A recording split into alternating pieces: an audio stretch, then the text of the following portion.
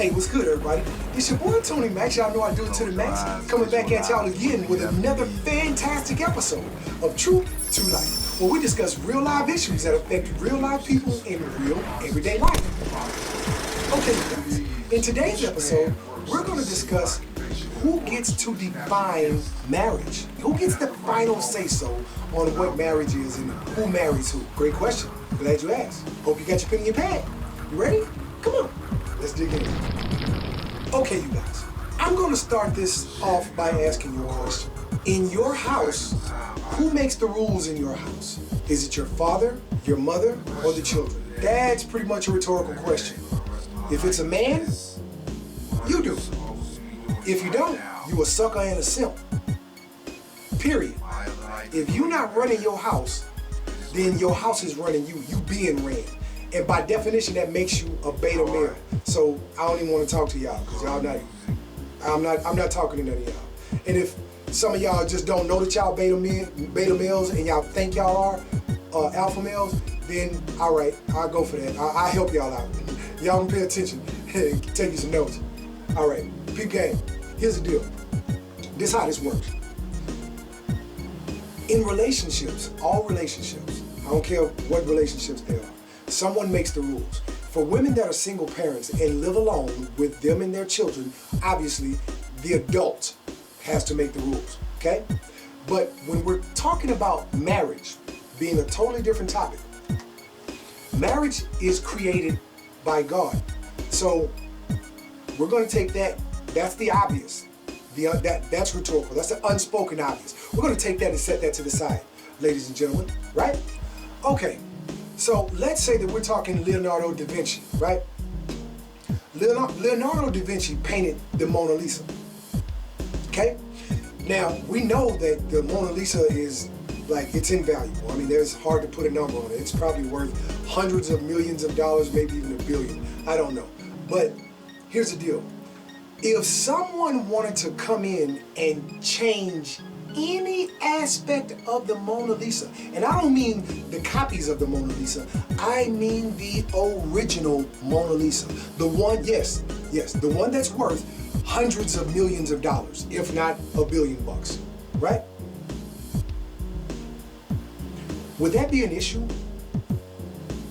If a group, let's just say this group decided to get themselves together and they decided to set some laws and, hey, this is what we're going to do in, let's say, the state of Texas, because I live in Texas, H-Town, baby.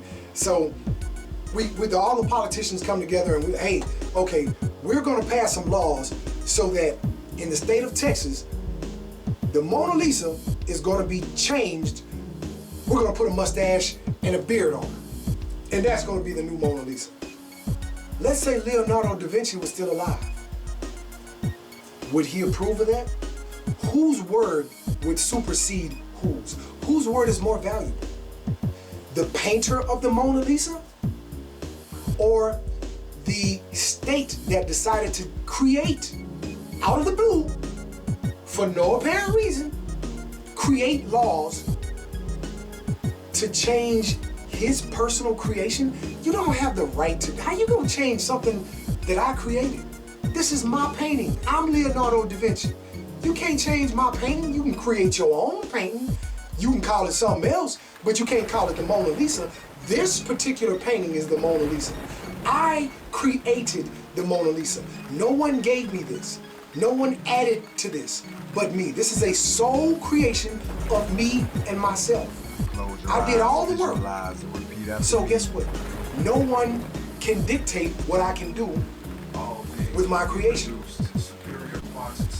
By that same logic, if we understand plagiarism and copyright laws, publishing laws,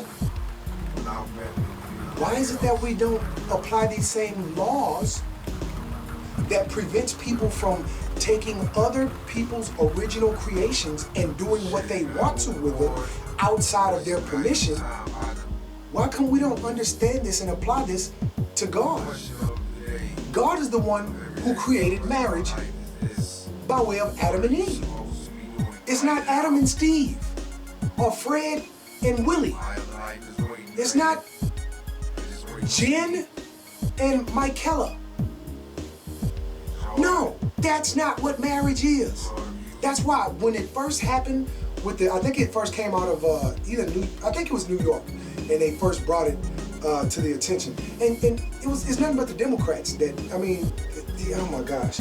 We're just gonna cave to anything that you want. If there's a movement, a group of people that gets together, we're just gonna cave to the desires of whatever group of people want. Well, what about the black folks? We've been wanting equal treatment for years, on top of years, but y'all still killing us in the street like dogs. There's still a glass ceiling that exists in corporate America or in anywhere in America for black folks, specifically black men, to advance. There's still racism in the housing market, racism in the legal system, racism everywhere for us as black men. But you cave to the homosexuals. Real quick, why? Why did they do that, Tony Max? Because there are more white homosexual men than there are black homosexual men. It's part of their culture. It is part of the white culture. Homosexuality is. From hundreds of years back, thousands of years back. It's just who they are. Not all of them, obviously, but that's where that stuff comes from. It comes from their culture. All you gotta do is do your research. I'm not making any of this up. I'm not angry and I hate white people and all white people are racist. No, bro, that's not me. I love white people. I love all people. I love good people. Period. So chances are, if you don't like me, I probably don't like you either. You know what I'm saying? I like good people, man. I'm a man's man. I respect everybody, and I'm gonna give them their due until they give me a reason not to. Here's my point. My point is this, okay? Since God is the one that created marriage and labeled it marriage, then no human being has the right to change what the Creator created marriage to be. Marriage is one man and one woman leaving their families, their mothers and fathers, and cleaving to one another to become one flesh. Two women can't become one flesh. Two men can't become one flesh. Well, why, Tony Max? Because that's what God said. It ain't what I said. I just read the information. The information is in the Bible, bro. I mean, it's not rocket science. All you got to do is look it up.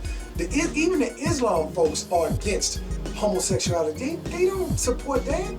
Why? Because it's out of line with God. Period. It's not about us. Look, personally, man, I couldn't give a flying rip one way or the other.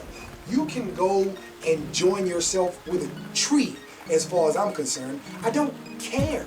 The only point at which I begin to care is when it begins to affect me and my business. Other than that, man, I like homosexual people. As far as the people, the persons, the individual personality is what I'm talking about. Not the fact that they homos, but the fact that many of and most of them are just, cool people.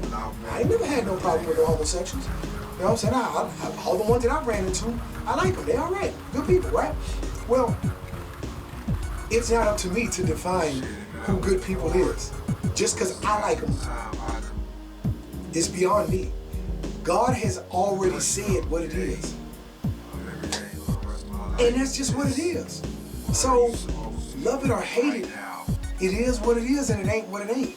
So y'all just gonna have to accept that and just keep rocking it out and keep trying to fight against the grain, but it'll never be a pervading mindset in any society to where everyone is just homosexuals, because it goes against nature. It is unnatural. It is an unnatural way to live. It's an abomination.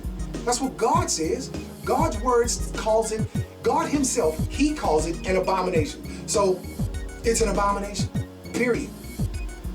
Adultery, cheating on your wife is a sin, period. It's just, it's not what God is with. He didn't create us for that reason. And we can go on down the list. All you got to do, again, is just read the instruction manual, follow the instructions, and you'll be able to function and maneuver the human automobile in its proper way. Period. We did come with instructions.